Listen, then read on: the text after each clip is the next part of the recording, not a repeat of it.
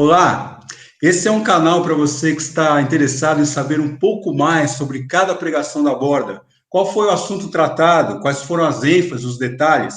O que é importante nós, por assistirmos uma só vez, deixamos passar. Nosso objetivo maior é que os pequenos grupos tenham um material relevante e prático para discutir nos seus grupos. Hoje nós temos aqui como convidado o Sérgio Gran, presbítero e também líder de um dos pequenos grupos nossos. Sérgio, esse domingo tivemos o nosso quarto encontro de missões, Juntos aos Não Alcançados. Quem nos trouxe a palavra foi o Paulo Feneman, presidente da MIAF, Missão para o Interior da África. Qual foi o tema, o assunto apresentado por ele? Qual é a sugestão, uma pergunta, uma chamada? Qual a captação que você faria para um pequeno grupo? Bem-vindo, Gran. É uma alegria muito grande participar com vocês nesse processo. A mensagem, a gente pensa, é uma mensagem tradicional, né? Vamos falar de missões, vamos falar de Atos, capítulo 1, e como se fosse uma coisa muito comum. Mas ele trouxe alguns aspectos bastante interessantes. Eu entendo que a mensagem mais ampla foi a estratégia de Deus para a implantação do seu reino, se nós pensarmos assim, né? Ou a estratégia de Deus para a disseminação do evangelho. Porque ele traz alguns pontos relevantes e é muito interessante, porque se nós fizermos uma analogia, né? Eu sou... pela minha atividade profissional, se nós fizermos uma analogia, nós vamos ver que as empresas estão fazendo o que Jesus estabeleceu lá em Atos, no capítulo 1.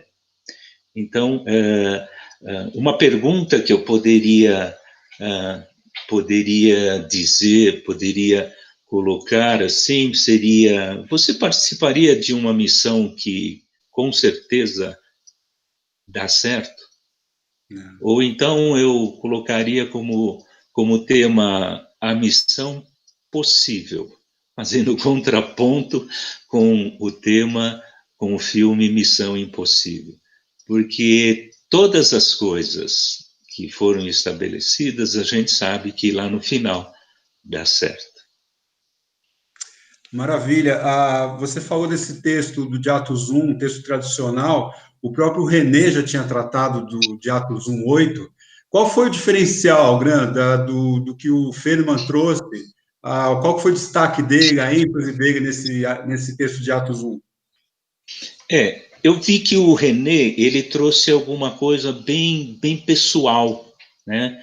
Quando ele fala em Jerusalém, Judeia, Samaria, até os confins da terra, ele focou o trabalho, de alguma forma, o trabalho que ele e a esposa vem realizando de uma forma maravilhosa e bastante contagiante. Já nesse último domingo, ele trouxe uma mensagem um pouco mais abrangente, apesar do foco dele, do trabalho dele ser efetivamente com a África, né? O foco da missão dele é a África, mas ele trouxe alguma coisa um pouco mais estratégica, um pouco mais abrangente, que nos possibilita uma visão um pouquinho mais ampla do que efetivamente é o plano de Deus para estabelecimento do seu reino. Perfeito. Ele citou algumas coisas, como ele nos prepara para a missão, o Deus que nos dá a missão permanece conosco, está conosco todo o tempo todo, essa presença que nos dirige, orienta o que devemos fazer. E que essas afirmações, Leandro, trazem diferença e responsabilidade para quem está encarregado de cumprir essa missão? É por isso que eu chamo de uma missão possível, uma missão que dá certo, porque Ele está conosco.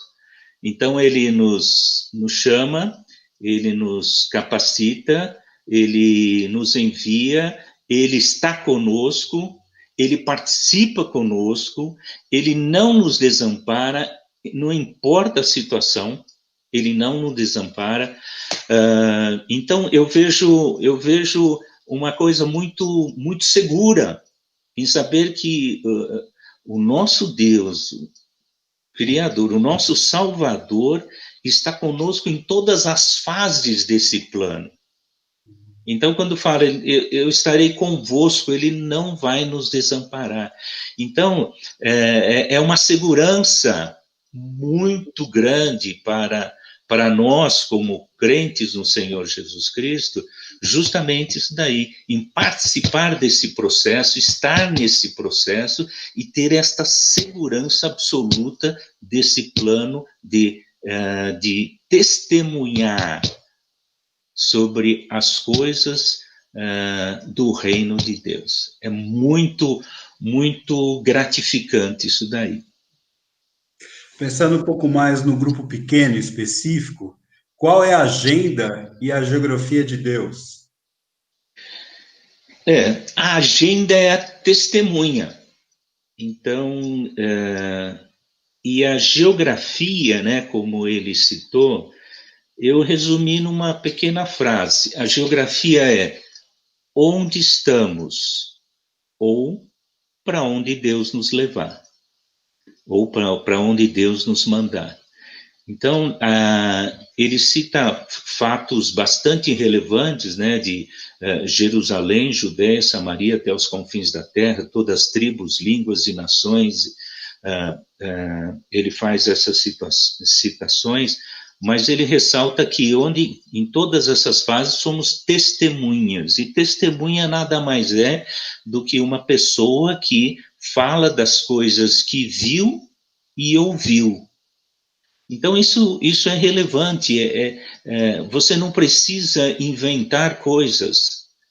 O seu testemunho fale das coisas que Deus fez para você, fale das coisas que Deus tem feito para você, fale das coisas que as pessoas te contaram, que você tem visto na vida de pessoas, na vida de grupos, na vida de comunidade. É isso que é ser testemunha. E, consequentemente, a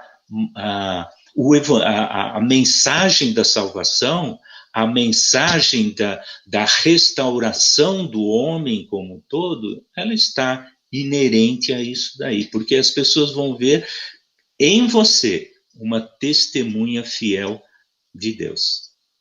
Agora, dá um desafio prático, Adriano, para um pequeno grupo nesse aspecto. Ser testemunha onde você está. Ser testemunha você ser coerente com aquilo que você fala e com aquilo que você vive. Então, o desafio é levar a palavra de Deus, praticar missões, né, aonde você está. Se você não foi para um campo missionário, não foi para os índios ou para uns povos não alcançados ou para povos alcançados, não importa. Se você não foi, Deus está colocando missões, né, na sua frente, no local onde você está, ser um referencial, ser luz, ser sal onde você está, testemunhar sobre as coisas do reino de Deus. Né? Me chamou a atenção, lendo de novo o texto, me chamou a atenção, porque ele fala Jerusalém, Judéia e Samaria. Era um judeu falando para ir para Samaria. Se nós soubermos, se vocês souberem a rivalidade que existia entre Samaria e Jerusalém, né? Mas ele fala para pregar para eles também, né? Para aquelas pessoas que nós muitas vezes não nos aprumamos por uma questão de jeito, muitas vezes isso pode acontecer, mas o Senhor nos fala, é para você levar o evangelho para Samaria também. Gran, você é um professor universitário. Por que a mensagem da ressurreição e do reino são importantes ainda hoje? Tanta coisa acontecendo no mundo, tanta informação. como é que ela se aplica, como é que essa mensagem se relaciona com o mundo que a gente vive? Quantas ressurreições a gente tem visto acontecer nos dias atuais, né? Então é uma coisa muito estranha, uma coisa muito que a gente pode falar que não é cientificamente provado, né? Eu vi uma reportagem há pouco que teve uma garota que foi diagnosticada com morte e ela apareceu. E quando foram fazer a autópsia, ela abriu os olhos e aí uma situação ruim, mas são fatos que acontecem. Mas quando a gente fala de ressurreição do Senhor Jesus Cristo, é um outro aspecto. É,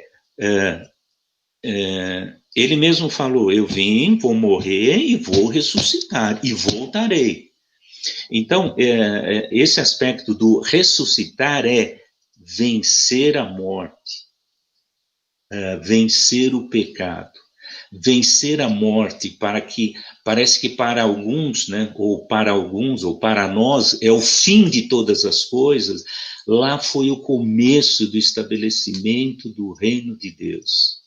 Então, quando ele fala em ressuscitar, eu venci a morte, eu venci o pecado, então vocês vencerão também.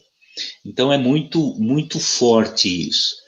Eu me lembro uma vez, dando um testemunho, que eu estava conversando com dois amigos e eu falei do sangue de Jesus Cristo vertido na cruz do Calvário.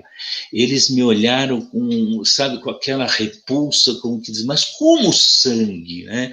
Sabe, sangue, né? Fica aquela situação, mas ele verteu o seu sangue e fez muito mais por nós ainda, ressuscitou por nós, para dizer que ele tem poder sobre a morte, ele tem poder sobre o pecado. Por isso ele está sentado no trono, exaltado pelos seus anjos. Isso é maravilhoso. Maravilha, Graham. Muito obrigado pela tua disponibilidade. Que Deus continue abençoando a tua vida como líder, como professor, você e a Sueli como casal, como família. Foi um prazer, um privilégio conversar com você. Uma alegria falar com você. Um grande abraço para todos. Tchau.